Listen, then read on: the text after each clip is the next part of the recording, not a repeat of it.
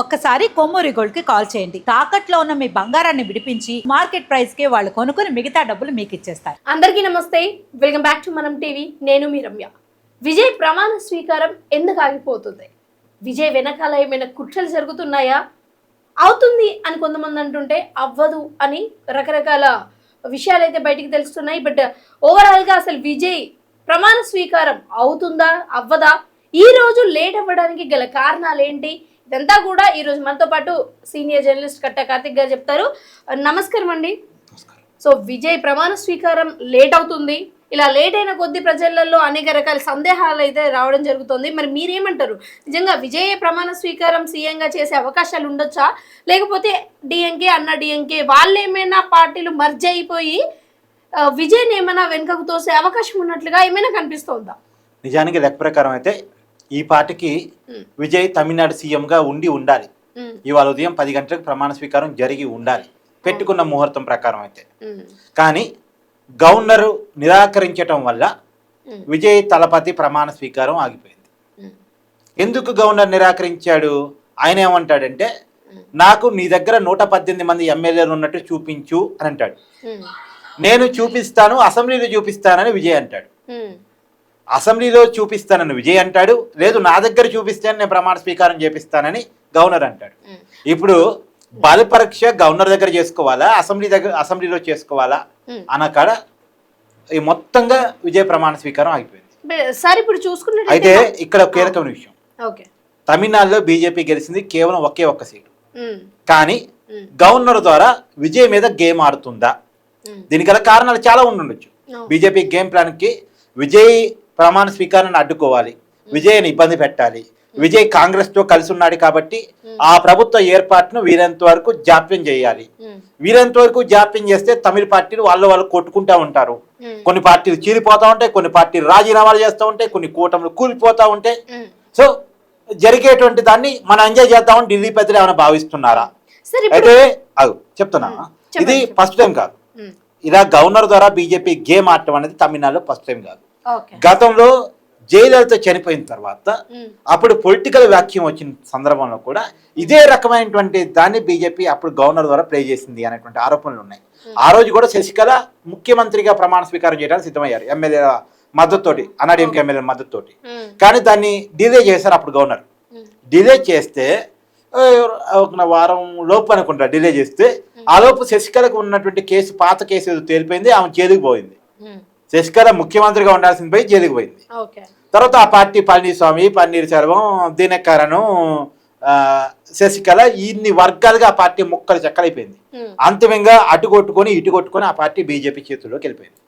ఇప్పటికీ అన్నాడీఎంకే బీజేపీ చెప్పు చేతుల్లోనే ఉంది. ఇప్పుడు అలా విజయ్ని ఏమన్నా తమ చెప్పు చేతుల్లో పెట్టుకోవటానికి చేస్తున్న ప్రయత్నమా, లేదు కాంగ్రెస్ తో కలిసి ఉన్నాడు కాబట్టి ఇబ్బంది పెట్టేటువంటి ప్రయత్నమా? మొత్తానికైతే జరుగుతుంది. ఇప్పుడు నేనేమంటానంటే, నువ్వు అనొచ్చు 118 ఎమ్మెల్యేలు లేరు కదా సార్, మరి అడుగుతుంది కరెక్టే కదా సార్ అనొచ్చు. ఎక్కడైనా గవర్నర్ ఒకే తీరి ఫాలో అయితే ఇబ్బంది లేదు. ఇప్పుడు ఇంత ముందు కర్ణాటకలో ఎగ్జాంపుల్ కోసం చెప్తున్నా, యడ్యూరప్ప కూడా ఇదే రకమైన పరిస్థితి, మ్యాజిక్ ఫిగర్ కి చేరుకోలే బీజేపీ. అక్కడ ప్రమాణ స్వీకారం చేపించిన తర్వాత అవకాశం ఇచ్చారు బల నిరూపణకి. బల నిరూపణ చేసుకున్నాడా చేసుకోలేదా పక్కన పెట్టు, కానీ అవకాశం అయితే ఇచ్చారు. మరి ఇక్కడ విజయ్కి ఇవ్వడానికి అవకాశం ఇవ్వడానికి ఉన్న ఇబ్బంది ఏంటి? ఎక్కడైనా ఒకటే తీరి ఫాలో అయితే ఇబ్బంది లేదు. ఇప్పటి వరకు సింగిల్ లార్జెస్ట్ పార్టీలకు అవకాశం ఇచ్చి తర్వాత బల నిరూపణ చేసుకోవడానికి అవకాశం ఇచ్చిన సందర్భాలు ఈ దేశంలో చాలా మందికి. అంటే ఇప్పుడు మీరు చెప్పినట్లుగా చూసుకున్నట్లయితే బీజేపీనే సెంట్రల్ లెవెల్ నుంచి విజయ్ని ఇబ్బంది పెడుతున్నారు అన్నట్టుగా మాట్లాడుతున్నారు, ఇంతేనా? గవర్నర్ ఎవరు? బీజేపీ గవర్నర్ ఎవరు అంటే నిజానికి రాజ్యాంగబద్ధ పదవి, కానీ ఎవరు నియమించబడుతున్నారు? రాజకీయ నాయకులు పొలిటికల్ రిటైర్మెంట్ కింద వాళ్ళ పార్టీ అధిష్టాన ఆశీస్సులతోటి గవర్నర్ గా నియమించబడుతున్నారు. సో అంతిమంగా గవర్నర్లు కూడా రాజకీయ నాయకులు అయిపోయిన తర్వాత వాళ్ళు కూడా బీజేపీ నాయకులుగా చలామణి అవుతున్న తర్వాత బీజేపీకి లాయల్ గా పనిచేస్తున్నటువంటి సందర్భాలు ఈ దేశంలో అనేక ఉన్నాయి. కాబట్టి ఇది కూడా అక్కడే కనబడుతుంది. ఇప్పుడు గవర్నర్ లాగా వ్యవహరిస్తే విజయ్కి అవకాశం ఇవ్వచ్చు కదా. ఇప్పుడు ఇక్కడ ఎవరైనా క్లెయిమ్ చేస్తున్నారా విజయ్కి అవకాశం ఉంటూ మా దగ్గర సంఖ్య ఉంది, మేము గవర్నమెంట్ ఫామ్ చేస్తాం, ఇంకెవరైనా అడిగారా? ఇప్పటివరకు ఎవరు అడగలేదు. ఒక్క విజయ్ తప్ప ఎవరైనా గవర్నర్ కలిసి మేము కూడా ప్రభుత్వాన్ని ఏర్పాటు చేస్తాం, మా దగ్గర కూడా బలం ఉంది, మాకు కూడా అవకాశం అని మేము మాకు అసెంబ్లీలో చూపించుకుంటాం అని చెప్పేసి ఎవరైనా అడిగారా? బట్ ఇక్కడ ఒక చిన్న సందేహం అండి, ఇప్పుడు విజయ్ని ఇలా చేస్తున్నారు కాబట్టి, అంటే సీఎంగా ప్రమాణ స్వీకారం చేయనియట్లేదు కాబట్టి, ఇప్పుడు విజయ్ కాకుండా అంటే టీవీకే పార్టీ కాకుండా డిఎంకే అన్న డిఎంకే ఇవి రెండు పార్టీలకు మాత్రమే ఎక్కువ మెజారిటీ వచ్చాయి. మరి ఈ రెండు పార్టీలు ఏమైనా కలిసి మెర్జ్ అయ్యే అవకాశం ఉండొచ్చా? అది నువ్వు అనుకుంటున్న రూమరు ఇంకెవరో ప్రచారం చేస్తున్న రూమరు, కానీ గవర్నర్ దగ్గరికి పోలేదు కదా. మేము మెర్జ్ అయిపోయాము లేదా మేము పొత్తు పెట్టుకున్నాము, మేము కలిసిపోయి గవర్నమెంట్ ఫామ్ చేస్తామని ఏమైనా లెటర్ ఇచ్చారా గవర్నర్కి? బట్ అలాంటి అవకాశాలు ఏమన్నా ఉండొచ్చా? లేదు, అవన్నీ రూమర్స్. ఆ రూమర్స్ ని డిఎంకే అన్న డిఎంకే కలిసి మేము కలిసిపోయామని చెప్తేనే మనం నమ్మాలి. వాళ్ళు చెప్పలేదు, ఏదో మీడియాలో వార్తా కథనాలు తప్ప. కలిసే అవకాశం కూడా మేబీ ఇప్పటికైతే లేదు. మేబీ విజయ్ రేపు ఏమైనా బల పరీక్షలో ఫెయిల్ అయ్యి ఇక గవర్నమెంట్ ఎవరు ఫామ్ చేయాలి అన్న సమస్య వచ్చినప్పుడు వాళ్ళు ఎవరు కలుస్తారేమో తెలియదు. అది ఎప్పుడు విజయ్ ఫెయిల్ అయిన తర్వాత. అసలు విజయ్ ఫెయిల్ అయ్యే సందర్భాలు ఉన్నాయో లేవు. విజయ్కి ఎవరో ఒకరు మద్దతు ఇచ్చే అవకాశాలు క్లియర్ గా ఉన్నాయి. కాదే దానికి కొద్ది time taking maybe. And also ఇప్పుడు నిన్న నైట్ నుంచి కూడా ఇప్పటి వరకు వస్తున్న సమాచారం ప్రకారం ఆల్రెడీ విజయ్ గారు గవర్నర్ ని కలిశారని 118 మంది ఎమ్మెల్యేల పత్రాలు కూడా అక్కడ అందజేశారని అయితే చెప్తారు. 118 మంది సభ్యులు పత్రాలు అందించలేదు, కానీ తనకున్నటువంటి 107 ఎమ్మెల్యేలు, 108 అసెంబ్లీ నియోజకవర్గాలు 2 చోట్ల విజయ్ కాబట్టి 107 ప్లస్ కాంగ్రెస్ కు ఉన్నటువంటి 5 ఎన్నైనా 112. 112 is confirm clear.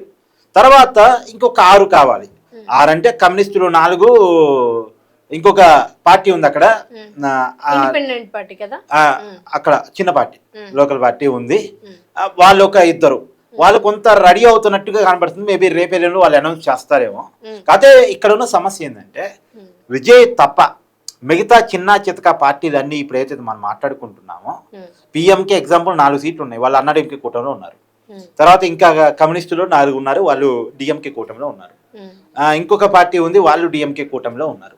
Muslim party ఉంది, వాళ్ళు డిఎంకే కూటమిలో ఉన్నారు. డిఎండికే ఒక స్థానం ఉంది, వాళ్ళు డిఎంకే కూటమిలో ఉన్నారు. వీళ్ళు డిఎంకే కూటమిలో నుంచి వచ్చి మద్దతు ఇవ్వాలి. వాళ్ళైతే రామదాస్ లాంటి వాళ్ళు, అంటే ఇందాక నేను చెప్పాను కదా పిఎంకే వాళ్ళు 4 ఉన్నారని, వాళ్ళు అన్నా డిఎంకే కూటమి నుంచి బయటకు వచ్చి మద్దతు ఇవ్వాలి. ఆ కూటమి నుంచి బయటకు రావడానికి కొద్దిగా టైం పట్టింది. వాళ్ళు ఆ పార్టీని కన్విన్స్ చేసుకుని రావాలి. ఇప్పుడు పిఎంకే వారు రావడానికి నా దేశంలో అడిగినే ఉన్నారట. వాళ్ళు కొంచెం కోరికలు, నాకు డిప్యూటీ సీఎం ఏమని అడుగుతున్నారట. అది ఇవ్వటం విజయ్కి ఇష్టం లేదు, డిప్యూటీ సీఎం పదవి ఇవ్వటం ఇష్టం లేదు. ఎందుకంటే వాళ్ళకున్నది 9 సభ్యులకి మాకు డిప్యూటీ సీఎం కావాలి, మాకు ఇంకో 2 మంత్రి పదవులు కావాలి, మా 9కి 4 మంత్రి పదవులు కావాలి. ఇష్టం వచ్చిన డిమాండ్ పెడుతుంటారు. ఇప్పుడు మా అవసరం పడింది కదా కాబట్టి ఇష్టం వచ్చిన డిమాండ్ పెడుతూ ఉంటారు. ఆ డిమాండ్ అని యాక్సెప్ట్ చేయకుండా ఉండాలని ముఖ్యమంత్రి అయితే కొద్దిగా వాళ్ళతో బార్గెనింగ్ చేసుకునే కెపాసిటీ పెరిగిద్ది అనేటువంటిది విజయ్ కావచ్చు. అంటే ఎదుటి వాళ్ళ తరపున కూడా కొంచెం భయపడే అవకాశం కూడా ఉండొచ్చు. అంటే ఇంతకుముందు మీరు చెప్పినట్టుగా ఎక్కువగా డిమాండ్ కంటే కూడా, ఎందుకంటే ఆల్రెడీ విజయ్కి 107 సీట్లు ఏవైతే ఉన్నాయో వాటితో పాటు కాంగ్రెస్ 5 సీట్లు కూడా కన్ఫర్మ్ అయిపోయాయి. ఇప్పుడు తనకు కావాల్సింది కేవలం 4 సీట్లు మాత్రమే, 6 సీట్లు మాత్రమే. కాబట్టి ఆల్రెడీ నిన్న నుంచి వస్తున్న ప్రచారం ప్రకారం అయితే మోస్ట్లీ ఒక 30 నుంచి 35 మంది ఎమ్మెల్యేలు అయినా సరే టీవీకే సపోర్ట్ చేయాలి, అన్నా డిఎంకే పార్టీ నుంచి టీవీకి సపోర్ట్ చేస్తారు అనేటువంటిది అయితే ఇక్కడ కూడా ఉంది. అసలు అన్నాడు ఇంకే ప్రస్తుతానికి ఆ ఎమ్మెల్యేలు అందరినీ హోల్డ్ చేసి పెట్టుకుంది, చేయనివ్వలే. వెనకాల బీజేపీ పెద్దలు కథ నడిపినట్టున్నారు. మొత్తానికి వాళ్ళంతా పాండిచేరి రిసార్ట్ లో పెట్టారు వాళ్ళందరినీ. సో వాళ్ళందరూ ఒకే మాట మీద ఇప్పటికి ఉన్నారు, ఉంచారట. మరి బయటకు వస్తే ఎంత భద్ర అయితే తెలియదు. ఇప్పుడు విజయ్ నమ్మకం కూడా అదే.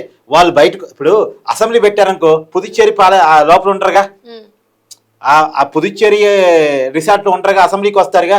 అసెంబ్లీకి వచ్చినప్పుడు వాళ్ళే నాకు సపోర్ట్ చేస్తారు. వాళ్ళకి అంటే విజయ్కి ఇంటర్నల్ గా సమాచారం ఉంది, విజయ్తో ఎవరో టచ్ లో ఉండున్నారు. కాబట్టి వాళ్ళు ఇప్పుడు బహిరంగంగా వచ్చి మద్దతు ఎవరు, వాళ్ళు సందర్భం వచ్చినప్పుడు ఓటేస్తారు.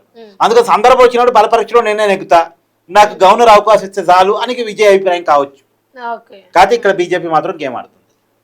అయితే ఎట్టి పరిస్థితులలో ఈ సీఎం ప్రమాణ స్వీకారం చేయబోయేది విజయ్, కానీ కొంచెం అటు ఇటు ఆడుస్తున్న ఆటలంతా కూడా బీజేపీ అక్కడ నుంచి ఆడిస్తుంది అన్నట్లుగా చెప్తున్నారు, అంతే కదండి? మేబీ అదే కనపడుతుందిగా. ఓకే అండి, మీరు చెప్పినట్టుగానే చాలా క్లియర్ కట్ గా సోషల్ మీడియాలో వస్తున్న కథనాలు కావచ్చు, లేకపోతే జరిగే అంటే సీఎం ప్రమాణ స్వీకారం పోస్ట్ పోన్ అవ్వడం కావచ్చు, మీరు చెప్పినట్టుగానే బీజేపీ ఒక ఆట ఆడుతుంది సెంట్రల్ నుంచి విజయ్ తో అన్నట్టుగా కనిపిస్తుంది. గేమ్స్ అన్ని అనవసరం అని నేను అనుకుంటున్నా. ఎందుకంటే ఇవాళ కాకపోయినా రేపైనా ప్రమాణ స్వీకారం తప్పదు. ఇంకెవరు క్రైమ్ చేయట్లేదు కదా. ఎవరైనా క్రైమ్ చేస్తే వాళ్ళు కూడా అడుగుతున్నారు మరి అని, నీ బలం ఎంతో వాళ్ళ బలంతో నాకు తెలియాలి కదా, నీ బలంతో రాసుకొని రా లెక్కలు, 118 ఎవరి బలంతో వాళ్ళ ప్రమాణ స్వీకారం చేస్తా అంటే ఒక అర్థం ఉంది. నువ్వు ఒక్కదాని వచ్చావు, నేను యాంకరింగ్ చేస్తాను, నీకు పోటీ లేదు, ఉన్నది నువ్వు నీతోనే చెప్తారా లేదా? ఎగ్జాంపుల్ అక్కడ విజయ్ ఒకడే అడుగుతున్నాడు. విజయ్ ఒకడే అడుగుతున్నప్పుడు ఏంటి ఇబ్బంది గవర్నర్కి? ఇప్పుడు గవర్నర్ ముందు ఫ్లోర్ టెస్ట్ చేసుకోవాలా, లేకపోతే అసెంబ్లీలో ఫ్లోర్ టెస్ట్ చేసుకోవాలా? అసలు రాజ్యాంగం ఏం చెప్తుంది? అదే ఒక విశేషమైన అధికారాన్ని గవర్నర్ పెట్టుకొని ఆడుతున్న గేమ్గా కనపడుతుంది. ఓకే అండి, థ్యాంక్ యూ సో మచ్ అండి కార్తిక్ గారు. మీరు మా ప్రేక్షకులందరికీ కూడా అర్థమయ్యే విధంగా ఈ సీఎం ప్రమాణ స్వీకారం ఎందుకు పోస్ట్ పోన్ అయింది అన్నది అయితే తెలియజేస్తారు. Thank you so much once again.